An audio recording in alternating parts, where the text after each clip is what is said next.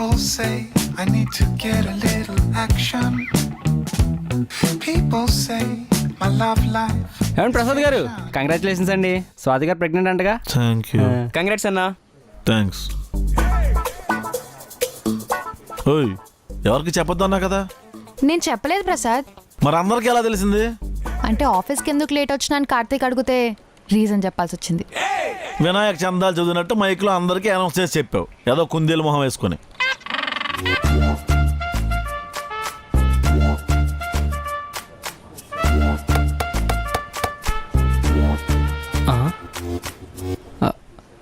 Madam, Swathi గారు pregnant అవడం మంచి విషయమే కదా, దానికి ఎందుకు అంత సీరియస్ అయిపోతాడు?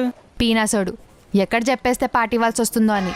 ఓహో, ఈ మధ్యన మరీ దారుణంగా తయారాడు మేడం. మొన్న నా లంచ్ బాక్స్ తినేసి దాంట్లో రాళ్ళు రప్పలతో నింపేశాడు. అదేంటని అడిగితే ఒక పూట తినిపో చచ్చిపోతాం అన్నాడు. సాడిస్ట్ ఏదవా. నోరు ముయ్యండి. సీనియర్స్ని పట్టుకుని ఏంటా మాటలు నోటుకొచ్చినట్టు. పని చూడండి ఫస్ట్. కార్తీక్, నాకు మెటర్నిటీ లీవ్ కావాలి. నీకా? నాకు కదా, మా ఆవిడికి. స్వాతి కన్సీవ్ అయిందంట కదా, జయత్రి చెప్పింది. ఈ ఫార్ఫాల్ దానికి ఏం పని ఉండదా? మొత్తం ఊదహింది. అయినా ఇప్పుడు సెకండ్ మంత్ థర్డ్ మంత్తోనే కదా, అప్పుడే లీవ్ ఎందుకు? కార్తీక్, ఇప్పుడు ప్రాజెక్ట్ కంప్లీట్ చేయడానికి 6 months టైం ఉందనుకో. ఆ బొక్కలే లాస్ట్ మంత్ పని చేయొచ్చు, వదిలేస్తావా? ఇది అంతే. దిక్కుమాలిన ఎగ్జాంపుల్స్ చెప్పకు ప్రసాద్. నువ్వేమో ఆ ఎదవ రోస్టింగ్ వీడియోలు చూసుకుంటావు, జైత్రి ఏమో కొరియన్ డ్రామాస్ చూసుకుంటుంది. పోనీ ఆ అమెరికా వాడన్నా పనిచేస్తాడా అంటే వాడు గుమగుమలు వంట వార్పు ప్రోగ్రామ్స్ చూసుకుంటాడు. ఎంతో అంతో పనిచేసేది స్వాతి మాత్రమే.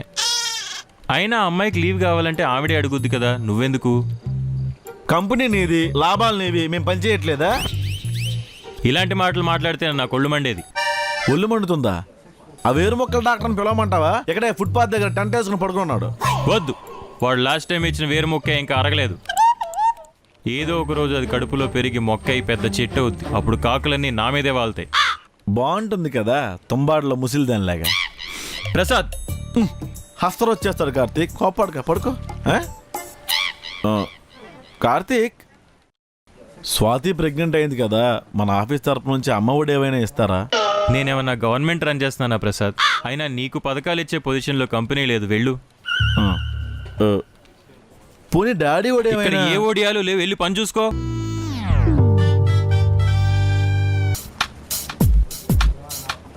ఈ కార్తీక్ గాడికి శోభం రోజే పక్షవాతం వచ్చేయాలి సార్. ఏమైంది సార్? ఏమైంది ఏంటండి, స్వాతి ప్రెగ్నెంట్ కదా, ఆఫీస్ నుంచి అమ్మ ఒడి ఇస్తారని అడిగితే కుక్కలా అరుస్తున్నాడు. మాస్టరు, చేతికి ఏమైందండి? జైత్రి దోశ అడిగిందండి. సరే హోటల్ నుంచి తీసుకొస్తా అన్నాను.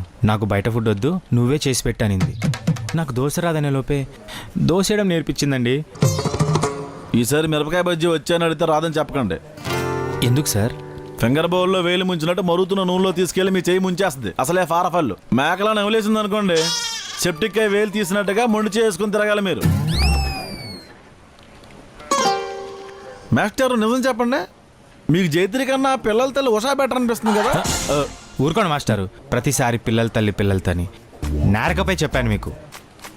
ఈ విషయం జైత్రికి లీకేందనుకో, శాసనాల గ్రంథం తీసుకొని రమ్మంటుంది. ఎందుకు వచ్చిన గొడవ? ఇదేమైనా గరుడు పురాణం, అంత భయపడుతున్నారు. ఆయన నా మీద దొరుకుతారంటే చెప్పేస్తున్నాను. జైత్రి, ఏంటి ప్రసాద్ గారు పుసుక్కున ఫీల్ అయిపోతారు? మాస్టర్, ఈ విషయం చెప్పండి, మీరు నిజంగా అమెరికా రిటర్న్సా? మీకు ఆ డౌట్ ఎందుకు వచ్చింది సార్? అంటే మీ యాక్సెంట్ అలా లేదు కదా అని. నేను కుండెలో నీళ్ళ లాంటివాడిని మాస్టారు. సిచ్యువేషన్ తగ్గట్టు అడ్జస్ట్ అయిపోతుంటాను. చెప్పండి, పప్పులో ఉప్పు లాంటివన్నీ, తుప్పల్లో తోటరాముండి అని. ఇది కూడా మీలాగే తయారైంది, ఆన్ అవ్వట్లేదు. కొత్త కదా, అలవాటు అయిపోద్దులేండి. ప్రసాద్, సోదాపి ముందు వర్క్ స్టార్ట్ చేయండి. ఇందాకటి నుంచి ల్యాప్టాప్ ఆన్ అవ్వట్లేదు కార్తీక్. నిన్న కూడా అంతే, మార్నింగ్ ఆన్ చేస్తే మిఠాయి కొట్టు చిట్టమ్మ సీరియల్ అయిపోయాక ఆన్ అయింది. నువ్వు వంటల ప్రోగ్రాంలే అనుకున్న సీరియల్స్ కూడా చూస్తున్నావా? కార్తీక్, హైదరాబాద్కి మెట్రో వచ్చింది. ఆదిత్య మాస్టర్కి ఇప్పుడిప్పుడే వంట వస్తుంది. నెల్లూరు నీరజ గారికి పెళ్ళి అయిపోయింది. అయితే నువ్వు మాత్రం ల్యాప్టాప్ మార్చవా? నేను 12 నెలలు కష్టపడితే 12 లక్షలు సంపాదిస్తున్నా. అలా 30% గవర్నమెంట్కి ఇస్తున్నా. అంటే సంవత్సరంలో 4 నెలలు నేను గవర్నమెంట్ కోసం పని చేస్తున్నా. అది నా బాధ.